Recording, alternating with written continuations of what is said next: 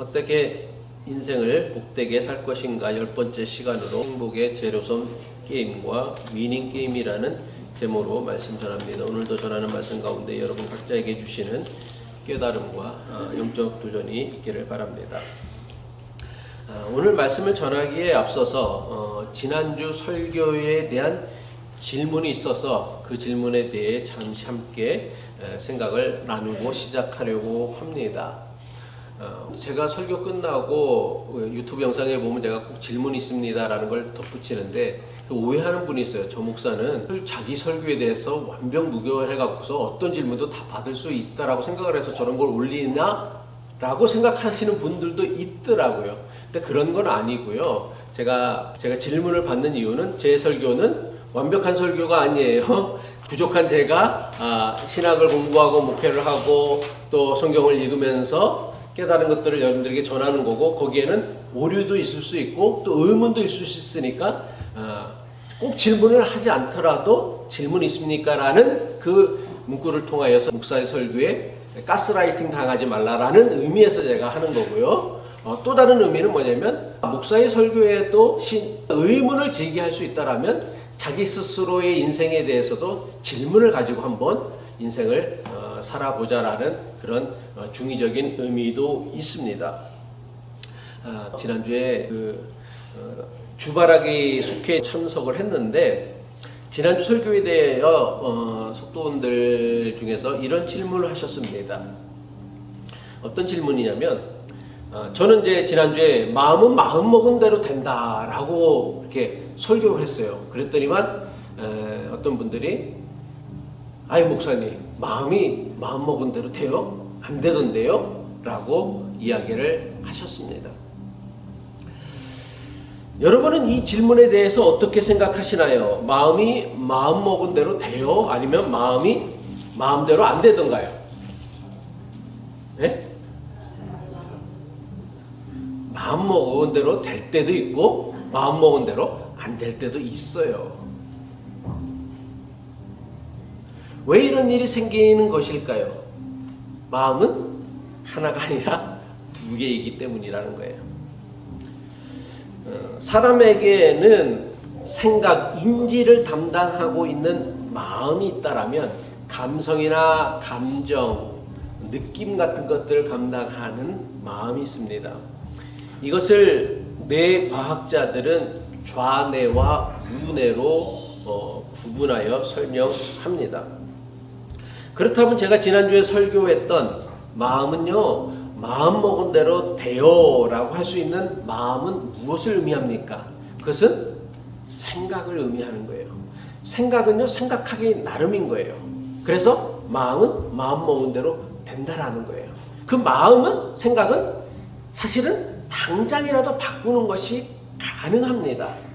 다만 사람들이 자기의 생각이나 신념을 바꾸지 않으려고 하기 때문에 마음을 바꾸지 못하는 것이지, 그러니까 못하는 게 아니라 안 하는 것이지, 사실 마음, 생각이란 지금 당장이라도 바꿔먹을 수 있는 것이 마음입니다. 그러면 사람들은 왜 자기의 마음이나 생각을 바꾸려 하지 않으려 할까요? 그 이유가 뭐라 그랬죠? 맞아요. 똥꼬집. 네, 똥꼬집. 맞아요. 잘 기억하셨어요. 사람들이 자기의 생각이나 마음을 바꾸려 하지 않는 가장 결정적인 이유가 있다라면 그건 뭐냐면 자기가 옳다라고 생각하기 때문에 그래요. 자기가 믿는 것이 확실하다라고 생각하기 때문에 그래요. 그래서 우리는 생각을 바꾸려면 어떻게 해야 된다? 내 생각이 틀릴 수 있다라는 깨달음이 있어야 되는 거예요. 근데 우리는 특징 편향에 빠져갖고서 자기가 보고 싶은 것, 자기가 믿고 싶은 것만 보는 거란 말이에요. 그래갖고서 자기가 틀릴 수 있다라는 가능성조차를 염두에 두지 않고 살아간다라는 거예요. 근데 우리는 다 불완전한 존재란 말이에요. 그래서 누구나 다 실수해요. 그리고 우리가 알고 있는 지식은 완벽하지 않아요. 그리고 여러분들이 믿는 믿음도 사실은 완전하지 않다라는 거예요. 그러니까 생각을 바꾸기 위해서 제일 중요한 것은 무엇이다? 내가 틀릴 수 있다라는 가능성을 열어놓는 거예요. 이것도 힘들면은 끊임없이 자기 생각에 의문을 가지고 질문을 할 수 있어야 돼. 근데 우리는 질문도 안 해, 의문도 안 가져. 자기 생각이 맞는 거예요. 이런 걸 똥꼬집이라고 하는 것이죠. 그러니까 생각을 바꾸지 못하는 거예요. 생각을 바꿀 수 있어야만 우리는 변화하는 세상에서 꼰대로 살지 않을 수 있어요. 나아가 우리는 자기가 틀릴 수 있다라고 생각할 수 있어야만 하나님을 이전보다 더욱 깊이 알아갈 수 있어요. 우리가 아는 하나님은 아주 일부분이거든요. 마치 장님이 코끼리 다리 만지는 것보다도 부족해요. 우리가 알고 있는 하나님은 바닷가에 한 컵의 물보다도 안 되고 바닷가에 한 알의 모래보다도 적은 게 우리가 알고 있는 하나님에 대한 신념이고 확신이란 말이에요. 근데 그게 마치 하나님의 전부인 양 착각을 해요. 그러다 보니까 우리는 그 생각, 믿음을 바꾸지 못하는 거란 말이에요. 오랫동안 신앙생활을 해도요, 조금도 바뀌지 않는 사람들이 교회에는 너무나 많아요. 아니, 하나님을 더욱 깊이 알아가야 되는데 하나님을 더욱 깊이 알아가기는커녕 오히려 자기가 믿는 하나님, 자기가 알고 있는 하나님이 전부인 양 잘못된 확신에 빠져갖고서는 평생을 신앙생활을 하는데도 맨날 그 신앙의 수준이 거기에서 그 자리. 그렇다면 마음먹은 대로 되지 않는 마음이 있다라고 했는데 이 마음먹은 대로 되지 않는 마음, 바꾸려고 해도 좀처럼 바뀌지 않는 마음이 무엇입니까? 그 마음은 바로 감정입니다. 감정을요, 마음대로 컨트롤할 수 있는 사람은 없어요. 아무리 성품이 좋은 사람이라 할지라도 순간 불쑥 튀어나오는 감정을 컨트롤하기는 참 어려워요. 감정이라는 게요, 생각할 겨를도 없어요. 반사적으로 나타나는 것이기에 감정을요, 내가 마음 먹은 대로 바꾼다라는 것이 어찌 보면 거의 불가능에 가깝습니다. 그래서 감정을 바꾸는 데는 시간이 필요하단 말이에요. 쿨다운이 필요하단 말이에요. 당장 막 화가 이렇게 올라온 사람한테 너 컴다운 해라고 해야 컴다운이 되나요? 안 되지. 좀 시간이 필요해요. 때에 따라서는 아주 오랜 시간이 필요하기도 합니다. 그런데 생각이라는 마음과 감정이라는 마음에 대해서 반드시 알아야 할 매우 중요한 것이 있어요. 생각과 감정이라는 것이 대단히 다르게 보이잖아요. 정반대의 것처럼 보이잖아요. 근데 사실은 이 둘은 아주 밀접하게 연결되어 있어요. 우리 자네와 우네가 서로 떨어져 있지는 않잖아요. 자네가 있고 우네가 있지만 그 자네와 우네를 연결하는 선이 우리에게 있단 말이야. 떨어져 있는 사람 없어요. 생각과 감정도요, 아주 밀접하게 연결되어져 있어요. 감정이 생각에 영향을 주기도 하지만 또 반대로 생각이 그 사람이 가진 감정에 영향을 끼치기도 합니다. 쉽게 말하면 그래요. 내가 어떤 사람을 막 미워해. 보기만 해도 막 그런 감정이 드는 거 있잖아요. 근데 통제가 안 돼. 불가능해. 근데 이게 교회 나올 때마다 좀 걸리는 거예요. 주님께서 이웃을 사랑하라고 하셨는데 나는 왜 저 사람만 보면 그냥 미운 감정 주는 거 없이 미웠다라고 그러나 오죽하면은 그런 사람들이 있단 말이야. 그럼 이 감정을 우리가 바꾸려면 어떻게 해야 되느냐? 어떻게 해야 돼요? 이건 못 바꾸는 거예요? 아니요, 그렇지 않아요. 뭐를 바꿔야 돼? 생각을 바꾸면 된다라는 거예요. 물론 여기에는 시간이 필요할 수도 있지만 우리의 생각이 바뀌면 우리가 미워하는 사람을 미워하는 건 뭐냐면 내 눈에 뭐가 보이기 때문에 그 사람의 단점이나 잘못된 것만 부각되어서 보이는데 우리가 정말 믿음의 눈을 가지고서 정말 기도하는 마음으로 그 사람을 바라보면 그 사람에게도 뭐가 있다? 좋은 점이 있어요. 그 좋은 점을 자꾸만 생각하고 저 사람에게 저런 좋은 점도 있구나. 그리고 저 사람이 저렇게 행동하는 데는 뭔 이유가 있지 않을까? 자꾸만 생각을 해보면 우리가 미워하는 감정들을 어느 정도는 바꾸어 나아갈 수도 있다. 물론 당장은 안 된다라는 것이죠. 이것이 이제 지난주 설교에 대한 질문에 대한 대답이고요. 오늘 말씀 전하도록 하겠습니다. 많은 사람이 자기의 행복을요, 외적인 조건이나 환경 같은 데서 찾으려고 합니다. 그래서 인간은 끊임없이 유토피아를 꿈꿔왔어요. 완벽한 환경, 완벽한 조건이 있는 그런 이상적인 세상 나라들을 꿈꿔왔단 말이에요. 그런데 그런 세상은 사실 존재하지 않죠. 그래서 많은 사람이 자기의 불행을요, 자기의 불우한 환경이나 형편 또는 잘못된 세상과 사회의 문제 때문이라고 여깁니다. 물론 저도 여기에 대해서 전적으로 틀렸다라고 생각하지는 않아요. 그런 영향도 우리는 분명히 받습니다. 그런데 반대로 한번 생각을 해봅시다. 만약 유토피아와 같은 완벽한 조건과 환경에 놓이기만 하면, 그리고 그런 데서 살아가기만 하면 인간은 행복할까요? 그럴 것 같아요? 아니요. 왜요? 지겨울 것 같아요? 맞아요. 사람이 최초로 죄를 지은 것이 어디였어요? 에덴 동산이었어요. 에덴 동산이 어떤 곳이에요?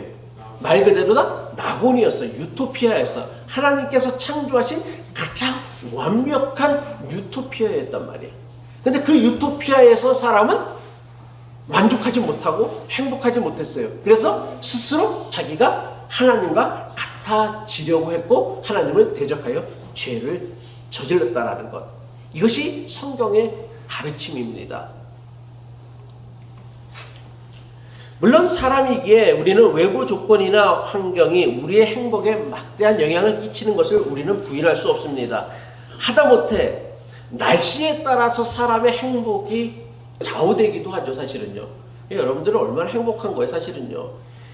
미국 거의 80% 이상의 지역이 100도가 넘는 날들이 지속되어지고 있고요. 여러분들은 이렇게 좋은 데 살면서도 날씨가 조금 더우면 아이고 왜 이렇게 더워 하면서 짜증을 내고 불만을 얘기하죠. 하다못해 날씨에도 영향을 받는 게 사람의 행복이기도 해요. 그런데 하나님께서는 사람을 창조하실 때 사람에게 주신 복이 있다라고 했어요. 그 복이 무엇입니까? 최초로 하나님께서 사람에게 주신 복인데 창세기 1장 28절의 말씀이죠. 하나님이 그들에게 복을 주시며 그들에게 이르시되 생육하고 번성하여 땅에 충만하라. 땅을 정복하라. 바다의 고기와 공중의 새와 땅에 움직이는 모든 생물을 다스리라 하시니라 라고 성경이 우리에게 말씀하고 있습니다. 그러니까 태초에 하나님께서 사람을 지시고 사람에게 주신 복, 그 복이 뭐냐? 인간을 둘러싸고 있는 자연 환경들을 극복해 나갈 수 있는 힘과 능력을 주신 거란 말이에요. 그리고 우리는 우리를 둘러싸고 있는 환경을 극복하고 이겨나갈 때 행복할 수 있다는 거예요. 그게 복된 인생이다라는 거예요. 이걸 의미한다란 말이에요. 인간이라는 것이 어떨 때 행복을 누릴 수 있느냐? 주어진 그 주변의 환경들을 극복해 나갈 때 사람은 하나님께서 주신 복을 누리며 살아갈 수 있다는 것입니다. 하나님께서는 사람에게 인간을 둘러싼 주변 환경을 다스리는 능력을 주셨기에 환경이 사람의 행복을 결정하지는 못해. 영향을 끼치지만은 그것이 우리의 행복을 좌우하거나 우리로 하여금 영원히 불행하게 만들지는 못한다라는 거예요. 비록 사람이 환경에 영향을 받는다고는 하지만 그렇다고 해서 사람의 행복이 외부 환경에 의하여 좌우되거나 결정되어지는 게 아니다라는 거예요. 신혼여행 가서도 싸우는 사람들이 있어요. 사랑하는 사람과 가장 아름다운 곳을 여행하며 맛있는 것을 먹으면서도 사람은 싸워요. 그죠? 왜 그럴까요? 환경이, 여건이, 조건이 잘못돼서 싸울까요? 아니요. 뭐 때문에 싸우는 거예요? 그렇죠. 마음 때문에 싸우는 거란 말이야. 마음 때문에. 마음의 불만족 때문에. 마음의 불만 때문에 싸우는 거란 말이에요. 이처럼 사람의 행복과 불행의 중심에는 언제나 뭐가 있다? 환경이 아니라 마음에 있다라는 거예요. 이 사람의 마음에 따라서 사람의 행복과 불행이 사실은 가장 크게 결정되어지고 좌우되어진다라는 거예요. 그래서 마음을 바꾸면 인생이 달라져요. 행복은 결코 멀리 있지 않다라는 거예요. 아주 가까이 있어요. 어디에? 바로 우리의 마음에 있다라는 거예요. 존 밀턴이 신라월이라는 책에서 뭐라고 이야기하고 있냐면 마음은 천국을 지옥으로, 지옥을 천국으로 만들 수 있고 실제로 그렇게 되기도 한다라고 얘기했어요.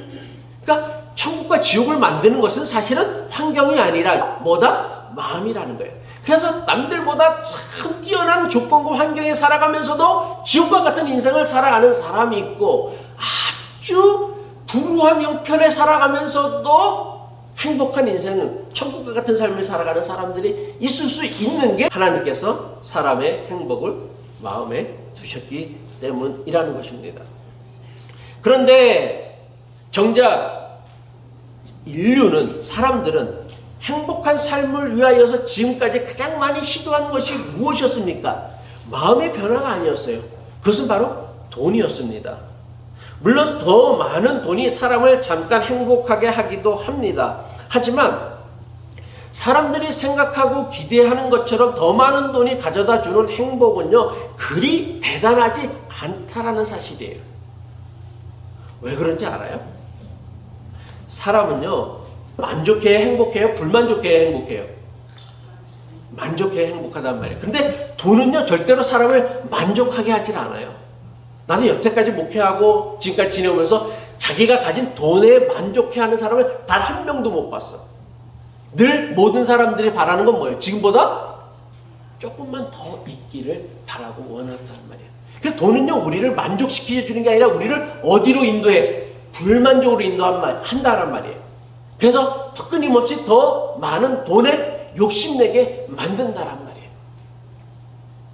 아, 이쯤 하면 됐어 하고 돈에 욕심을 안 내면 행복할 수 있는데 그런 사람 한 명도 없어. 돈 자체가 갖고 있는 힘이 얼마나 강력하냐면 끊임없이 불만족하게 만들어 지금보다 더 많은 돈을 욕심내게 만든다란 말이에요. 심지어는 자기의 건강도 해쳐가고 심지어는 자기의 인간관계도 해쳐가면서 더 많은 돈에 욕심내게 만드는 게 돈이란 말이에요. 더 많은 돈을 가지면 잠깐 행복한 것 같은데 그 행복은 지속되지 못하고 금세 불만족으로 바뀌어서 사람을 불행하게 만드는 게 돈이다란 말이에요. 세계가 만일 100명의 마을이라면 이라는 책이 있습니다. 이 책에 나오는 이야기예요. 세계라는 마을에 사는 사람들이 100명이라고 한다면 그 중에 20명은 영양실조이고 1명은 굶어 죽고 있다고 합니다. 그런데 그 중에 15명은 15명이나 되는 사람은, 그러니까 15%겠지. 세계 인구의 15%는 비만이라는 거예요. 그리고 이 마을의 모든 돈은 6명이 무려 59%를 가졌고 그들은 모두 다 미국 사람이래. 그러니까 세계 부의 59%를 세계 인구의 6%가 소유하고 있고 그 세계 부의 59%는 어디에 있다? 미국에 있대요. 세계의 모든 재산을 다 합쳐도 미국이 갖고 있는 재산 반도 못 따라한다라는 거예요.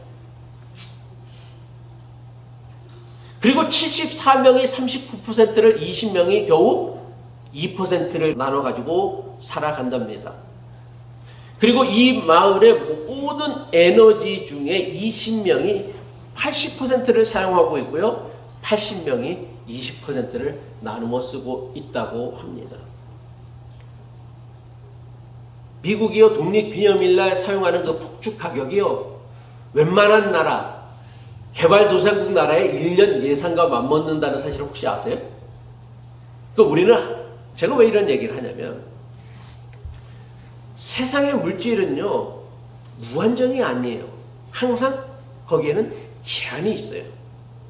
물질이나 에너지는 제한되어 있기에 많이 가진 사람이 있으면 반드시 어떤 사람이 있기 마련이에요. 예? 덜 가진 사람이 있기 마련이라는 거예요. 많이 가진 나라가 있으면 당연히 덜 가진 나라가 있지 말이에요. 모든 나라가 다 부자로 살기는 불가능해요. 그냥 모든 나라가 평범하게 먹고 사는 일에 걱정하지 않고 살아가는 것은 가능하지만 모든 나라가 미국과 같은 경제 수준, 에너지 소비 수준을 유지하며 살아가는 것은 불가능해요. 그렇게 모든 세계가 그렇게 쓴다면 지구는 당장이라도 멸망하고 말 거예요. 물질이나 돈은요, 항상 뭐와 같다? 제로섬 게임과 같다라는 거예요. 제로섬 게임이 뭐예요? 플러스 마이너스 하면 항상 0이다라는 거예요. 그러니까 많이 가진 사람이 있으면 당연히 적게 가진 사람이 있어요. 그래서 많이 가진 사람과 적게 가진 사람 합치면 0이 되어지는 거예요. 이걸 제로섬 게임이라고 하는 거예요. 이런 이유로 인하여서 돈은요, 물질은요, 사람을 절대로 행복하게 할 수 없다라는 거예요. 생각해 보세요. 나의 행복을 위해서 누군가는 불행해져야 돼 라고 생각을 한다면 그게 과연 행복할까요? 내가 행복하기 위해서 누군가는 굶어 죽어야 된다라는 생각을 한다면 그게 과연 우리를 행복하게 만들까요? 저는 그럴 수 없을 거라고 생각해요. 그래서 돈이나 물질은 절대로 사람을 행복하게 하지 못한다라는 거예요. 그런데 사람과의 관계는요, 그렇지 않습니다. 다른 사람이 행복 지수가 높아진다고 해서 내 행복 지수가 낮아지질 않아요. 반대로 내 행복 지수가 높아진다고 해서 다른 사람의 행복 지수가 낮아지지 않는 게 있어요. 그게 뭐다? 바로 사람과의 관계에 있다라는 거예요. 사람과의 관계를 통해서 얻는 행복은요, 더 많은 사람이 행복할수록 내가 행복해질 수 있다라는 거예요. 이걸 뭐라고 한다? 윈윈 게임이라고 하는 거예요. 그러니까 너도 좋고 나도 좋은 거예요. 매부 좋고 누이 좋고 가랑치고 가재 잡고 다 좋은 거란 말이에요. 쉽게 말하면 이렇죠. 내가 행복하려면 아내가 행복해야 되고요, 내 자녀들이 행복해야 합니다. 생각해 보세요. 아내가 불행해, 자녀들이 불행한데 나만 행복해질 수 있을까요? 그런 행복은 존재하지 않다라고 생각을 해요. 이런 행복이 과연 존재할까요? 마찬가지로 목사만 행복하고 교인들은 불행해, 이런 교회가 있을 수 있을까? 없어요. 목사인 제가 행복하려면 여러분들이 행복해야 되고, 여러분이 행복하려면 누가 행복해야 돼? 제가 행복해야 돼. 여러분을 섬기는 제가 행복해야 돼요. 이것을 확장하고 확대해도 같은 원리입니다. 내가 속한 교회나 공동체에 더 많은 사람이 행복해야 나도 더불어 행복해질 수 있는 거란 말이에요. 가족이 불행한데, 내가 속한 교회가 불행한데, 내가 속한 사회가 불행한데 내가 행복해질 수는 없지. 여러분, 이런 사실이 우리에게 주는 매우 중요한 영적인 도전이 있습니다. 우리가 누리는 행복은요, 다른 사람과의 관계에서 아주 지대한 영향을 받는다는 사실이에요. 내가 속한 교회나 내가 속한 공동체 또는 일터에서 또는 주변 사람들과의 좋은 인간관계가 바로 우리의 행복을 더 풍성하게 만든다라는 거예요. 돈보다 우리의 행복에 더 큰 영향을 끼치는 것이 있다면 그것은 바로 인간관계란 말이에요. 프란시스 베이컨이라는 철학자는요, 재산은 영원한 친구가 될 수 없지만 친구는 영원한 재산이 될 수 있다라고 이야기해요. 우리의 삶을 함께하며 인생의 대소사, 크고 작은 일, 슬프고 기쁜 일들을 함께 나누는 친구가 있다라는 것은요, 우리 인생의 의미를 더욱 깊게 해주며 우리로 하여금 고통과 역경의 순간을 극복하게 하고 기쁨의 순간에 우리를 더 행복하게 만든다라는 거예요. 그래서 오래된 말이죠. 친구와 기쁨을 나누면 배가 되고 슬픔을 나누면 반이 된다라는 게 우리 선조들의 깨달음이고 방식이에요. 그런데 요즘 아이들은요, 이렇게 얘기 안 한대요.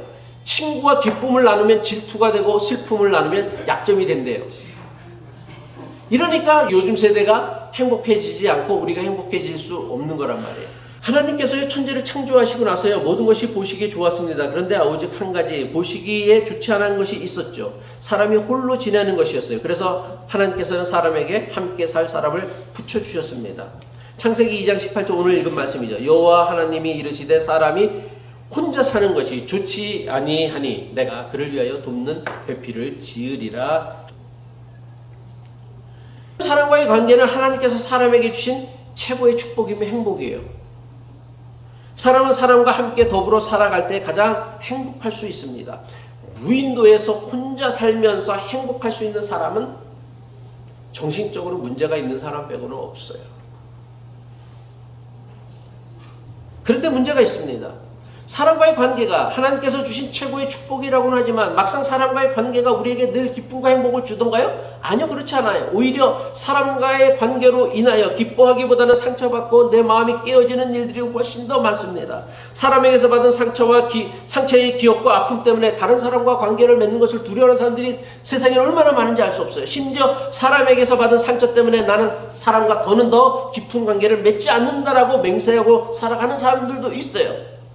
오죽하면 이렇게 생각할까라는 마음도 듭니다. 하지만 아무리 그렇다고 해서 사람이 사람과 관계를 맺고 공동체에 소속되어지는 것을 포기해서는 안 됩니다. 왜 그렇습니까? 사람에게 받은 상처가 아무리 크다고 해도 사람으로 인해 받은 기쁨과 행복은 우리가 받은 상처와 아픔보다 훨씬 더 크기 때문이란 말이에요. 그리고 더 나아가 사람에게 받은 상처를 치유할 수 있는 유일한 길은 좋은 사람을 만나는 것 말고는 없기 때문이라는 거예요. 여러분, 사랑에 배신당하여 상처 입은 사람이 어떻게 사랑의 상처를 극복하고 온전한 삶을 살아갈 수 있습니까? 또 다른 사람을 만나 사랑하는 것만이 사랑에 배신을 당한 사람들이 온전한 삶을 살아갈 수 있다란 말이에요. 마찬가지로 하나님께서 사람과의 관계에서 받은 우리의 상처를 치유하실 때에 또 다른 사람과의 관계를 통하여서 그 사람이 받은 상처를 치유하신다란 말이에요. 이게 하나님의 방법이란 말이에요. 하나님께서는 목사나 교인 때문에 상처를 받아 낙심한 사람에게 좋은 목사나 성도를 만나게 하심으로 그 상처와 아픔을 치유하십니다. 하나님께서 왜 이렇게 하십니까? 사람과의 관계가 아무리 힘들고 어렵다고 해도 때론 그것이 상처고 아픔이 된다 할지라도 사람이 사람을 포기하지 않게 하기 위함이에요. 사람이 신앙 공동체를 포기하지 않게 하기 위하여 하나님께서는 사람에게 받은 상처를 사람을 통하여서만 치유하게 하신다란 말이에요. 저는 목사이지만 목사인 저도 목사 때문에 그리고 교인 때문에 지금까지 많은 상처를 받았습니다. 그래서 한때는 목회를 중단하고 싶었던 생각이 정말 간절한 적도 있었습니다. 그럼에도 불구하고 여전히 제가 목회하는 이유는요, 목회만이 제 상처를 치유하고 회복할 수 있는 유일한 길이라 믿고 있고 또 실제로 제가 받았던 상처들의 많은 부분들을 제가 자유교회를 목회하면서 치유받고 회복하고 있습니다. 하나님께서요, 우리에게 주신 가장 위대한 축복 가운데 하나가 뭔지 아십니까? 우리로 좋은 친구를 만나게 하시는 거예요.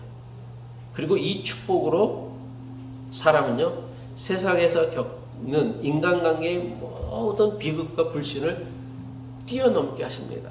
제가 자주 인용하고 반복하는 얘기인데, 에센 바흐라는 아주 유명한 지휘자인데 이 사람이 뭐라고 얘기했냐면, 한 사람의 진실한 무엇은 1000명의 적이 우리를 불행하게 만드는 그 힘 이상으로 우리를 행복하게 만든다라고 했어요.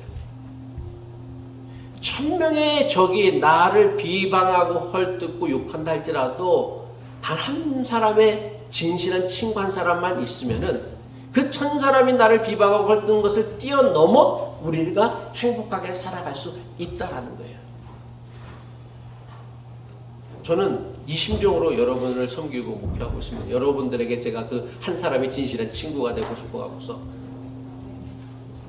인생을 살아가는 데 있어서 사람과의 관계가 많은 경우 상처와 아픔의 원인이 되는 것에는 분명 틀림이 없습니다. 하지만 수많은 사람과의 관계가 나에게 상처와 아픔을 주었다고 해도 단 한 사람의 좋은 관계만으로도요, 우리는 모든 상처와 아픔을 다 덮고도 남게 하는 것이 바로 사랑 사람이 주는 행복이란 말이에요. 그러니까 사람은 누구를 통해서만 행복할 수 있다? 사람을 통해서만 행복할 수 있다라는 거예요. 이런 말은 하지 마세요. 아유, 사람 뭐 믿을 것도 없고 다 필요 없어요. 하나님 한 분만 바라보면 되죠. 라는 소리는 사실은 개소리예요. 그런 하나님은 없어요. 하나님은 사람을 통해 그래서 우리를 하여금 행복을 누리게 하셨는데 사람 다 필요 없고 하나님 한 분만 바라보고 신앙생활을 한다는 거 도대체. 그러니까 자꾸만 사람을 포기하고 살아가는 거예요. 하나님만 보고 살아가는 사람 여러분 봤어요? 한 명도 없어요. 다 거짓말이에요. 그거. 자기는 하나님만 보고 살아야겠다? 그 다 거짓말이야. 그런 사람 없어요. 말씀 마칩니다. 사람과의 관계가 기쁨과 행복이 아니라 상처와 아픔이 원인이 되는 결정적 이유가 무엇입니까? 하나님께서는요, 사람을요, 서로 돕는 관계로 만드셨어요. 근데 우리는요, 도우려 하지 않고 이용하려고만 하기 때문에 그래요. 이건 대단히 중요한 원리란 말이에요. 하나님께서 사람을 혼자 사는 것이 외로워서 사람을 주셨는데 그 사람을 어떤 사람으로? 돕는 사람으로 만든다. 그러니까 우리는 다 무슨 관계이 돼? 돕는 관계이 된단 말이에요. 목사는 교우들을 도와야 되고 교우는 목사를 도와야 되는 거예요. 교우는 서로를 도와야 되는 거예요. 근데 우리는 어떻게 생각을 해? 어떻게 하면 내가 저 목사를 이용해 볼까? 또 목사는 어떻게 하면 내가 교인들을 좀 이용해 먹을까? 생각을 하니까 그 관계가 상처가 되고 아픔 되어지는 거란 말이에요. 정말 진심으로요, 누군가를 도우려고 해보세요. 그것보다 인생을 행복하게 만드는 것은 없어요. 사람을 자기 이익을 위하여 함부로 이용하는 것은요, 상대방도 불행하게 만들지만 자기 자신도 형편없는 사람이 되게 합니다. 하지만 사람이 사람을 도우며 살아가는 것보다요, 사람을 존귀하게 만들고요, 아름답게 만들고요, 더 행복하게 만드는 것은 저는 없다라고 믿습니다. 질문 받겠습니다.